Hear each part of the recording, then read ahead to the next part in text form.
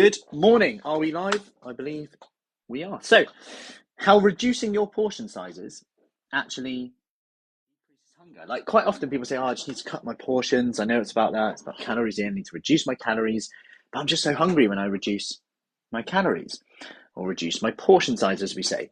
And I want to kind of question that with something today because it's not always the case. Some people will say, I've eaten 1,300 calories or 1,500 calories, but when I go down to that, I lose weight, but it's just not enough for me. I'm just so hungry when I have that. And what I want to challenge you with is this today, which is number one, there's 1,500 calories, whatever the number, then there's 1,500 calories. And wholesome food, like whole, nutritious food, is going to be different in terms of hunger to more palatable, take like a meal deal compared to a big stir fry of lots of veggies in. And I'll give you some examples here. We make tuna pasta quite a lot. And if I make conventional tuna pasta, it can be quite calorific. Kids love it. I love it. I'm still quite hungry and I need like a big plate to go, I'm now full, but I've had a fair amount of calories.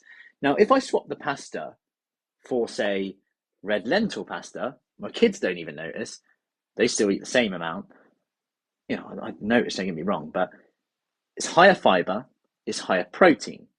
Now, if I switch to the mayo, we actually use normal mayo, but if I mix the mayo with Greek yogurt and mix that in, all of a sudden, I'm reducing the calories, increasing the protein there. Number three, if I add in some sweet corn, all of a sudden, I'm increasing the fiber. I'm actually eating a big mountain of food now. I've actually reduced my calories because I've scraped away a bit of there's essentially less pasta from the starch, less carbohydrates from the starch, less calories from that, more fiber, more protein. I'm more full up from my food. My plate looks so much bigger. Similar with, say, Mediterranean vegetables. You can launch a load of Mediterranean vegetables in with like a pasta dish, bolognese dish, bulk it out. Similar with stir fries. If I have like a rice-based stir fry or noodle-based stir fry, I'll end up eating more calories. If I go, right, I'm going to shove in loads of vegetables and have a little bit of maybe the noodles on the side, or maybe even zero noodles, etc., I can bulk out my meal with food volume there. And all of a sudden, the difference is, it's like, wow, like how full I feel has a massive difference there. So it's important to remember this when it comes to thinking about portion size. It's not always like you're eating less. You're actually eating more, potentially, if we go for more volume, more fibrous foods in here. Now, the reason this has come up as well is often it comes up because people go, I know what to do, I just need to eat less and do that. But actually, sometimes we just need to be more consistent with what we're actually doing. We're always looking for the next magic trick, whether it's fasting, which is just a tool in a toolbox. I did a Q&A yesterday, which still works, by the way.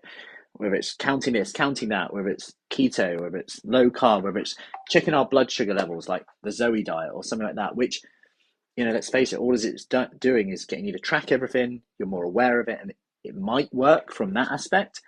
But is there any science that backs up that if your blood sugar rises up or lowers down, that means you should or shouldn't eat a food? No, not really at all, because it's so many other variables on there. If you have exercised in the last 24, 48 hours, well, you'll handle food differently than if you haven't exercised. Then it comes down to, okay, do I just need to move more in my day? Do I need to break up sedentary behavior that has such a positive impact when you do that? Going from 0 to 1, doing a little bit more has such a big impact. Can you get up and down from the desk in between meetings? These are such important parts of living a healthy lifestyle. Do we then become more obsessed? We're like, my blood sugar levels went up with eating a banana. Like, if you're lacking sleep and you're in a traffic jam, bit stressed out, and you eat a banana, your blood sugar will rise more than if you weren't in a traffic jam, you were at home, maybe just chilling out, sat at a table, had a good night's sleep. There's probably going to be a difference there.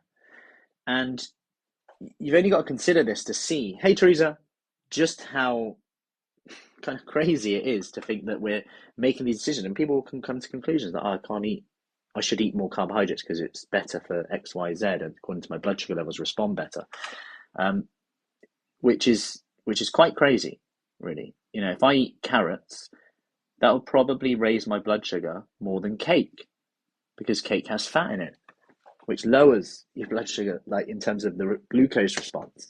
Does it mean that cake is better than carrots? Probably not. We're going off on a tangent now, but this is important to be aware of, and this is about sharing information, evidence-based information that allows you to make better choices, better, more informed choices that allow you to create something more sustainable rather than jumping. And when it comes down to those portion sizes again, I want to touch on this and finish with this one thing. In that sometimes we're asking that question because we think it's going to be really hard. Sometimes we've hit a plateau, but it's not really a plateau.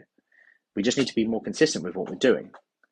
Like when we speak to people a lot, maybe they've not lost weight for a week and then they've gone, oh, it's not working anyway, I might as well just eat that, sod that.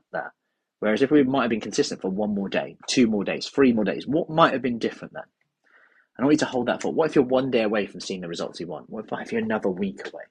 Because actually, if you're not finding it that hard, if it fits your lifestyle, which is what we're all about at Fruci Fit, if it fits your lifestyle and you're doing it, it's not really that hard. The half a pound here and there, just trickling off. That's probably how it came on anyway. So just consider that. Hope that helps. Any questions, let me know. Have an awesome weekend. Fruci Fit team are off to a nutrition conference tomorrow, which we are looking forward to. All about blood sugar control, diabetes, everything from diet-related, nutrition-related, training based in London. So, any questions, let me know, and I'll see you soon.